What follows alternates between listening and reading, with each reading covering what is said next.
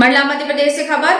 बीजे गांव में ब्लास्टिंग का खौफ, जर्जर स्कूल में जान जोखिम में डाल पढ़ रहे बच्चे, स्कूल में दरारें, घरों में कंपन, खदान की धमक से हिल रहा भविष्य। मंडला जिले के जन शिक्षा केंद्र अंतर्गत बीजे गांव में डोलोमाइन खदान की ब्लास्टिंग ने गांव की शांति और बच्चों के भविष्य दोनों को दांव पर लगा दिया है। ब्लास्टिंग के कारण माध्यमिक और प्राथमिक शाला बीजे गांव की इमारतों में बड़ी बड़ी दरारें आ गई हैं। हालात इतने खराब है कि स्कूल भवन पूरी तरह जर्जर हो चुका है, लेकिन मजबूरी में बच्चे उसी खतरे से भरे भवन में बैठकर पढ़ाई कर रहे हैं। स्कूल की दीवारों में गहरी दरारें साफ दिखाई दे रही हैं। छत और दीवारें कब गिर जाएं, इसका अंदेशा हर समय बना रहता है। सबसे चिंताजनक स्थिति रसोई घर की है, जहां मध्याह्न भोजन बनता है। रसोई केंद्र पूरी तरह जर्जर हो चुका है और कभी भी बड़ा हादसा हो सकता है। ग्रामीणों के मुताबिक गांव के पास स्थित एक डोलोमाइन खदान में रात्रि के दौरान भारी ब्लास्टिंग की जाती है। धमाकों से पूरा गांव दहल उठता है। स्कूल ही नहीं बल्कि बीजे गांव के कई मकान में भी दरारें आ गई हैं। लोगों का कहना है कि रात के समय घरों में कंपन होता है, जिससे परिवार दहशत में जी रहा है। नए बने पक्के मकान भी सुरक्षित नहीं है। ग्रामीणों का कहना है कि आखिर शिकायत करें तो कहां करें। कई बार अधिकारियों को सूचना देने के बावजूद अब तक ठोस कार्यवाही नहीं हुई। वहीं इस पूरे मामले में खनिज अधिकारी हितेश कुमार बिसेन का कहना है कि मामले की जांच कराई जाएगी।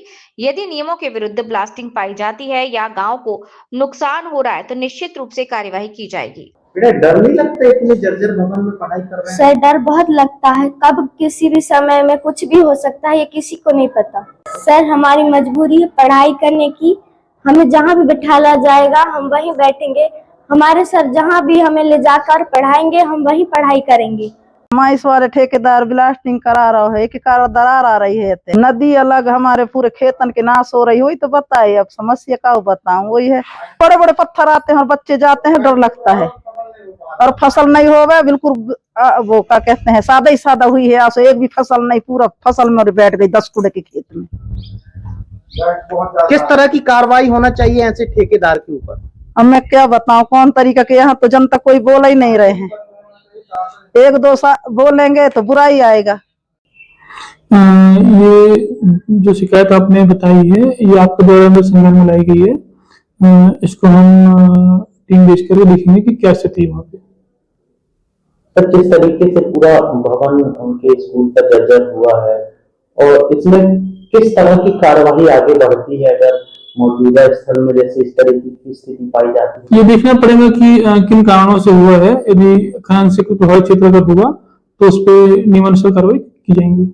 हाँ, बिल्डिंग कक्षा 8वीं की जहां तक बात करूं मैं तो उसमें कुछ दरारें हैं, दीवारों पर देखने को मिलती है कि दरारें हैं। बारिश के समय में छत टपकता है और जिसकी सूचना वरिष्ठ कार्यालय को दे दी गई है और उनके द्वारा भी हमें आश्वासन दिया गया है कि इस पर निश्चित तौर पर कार्रवाई की जाएगी। और जहां पर खाना बनता है उसकी दीवारें काफी जर्जर हालत में हैं, रसोई की भी कंडीशन ठीक नहीं है, जिसकी जानकारी वरिष्ठ कार्यालय को पहुंचा दी गई है।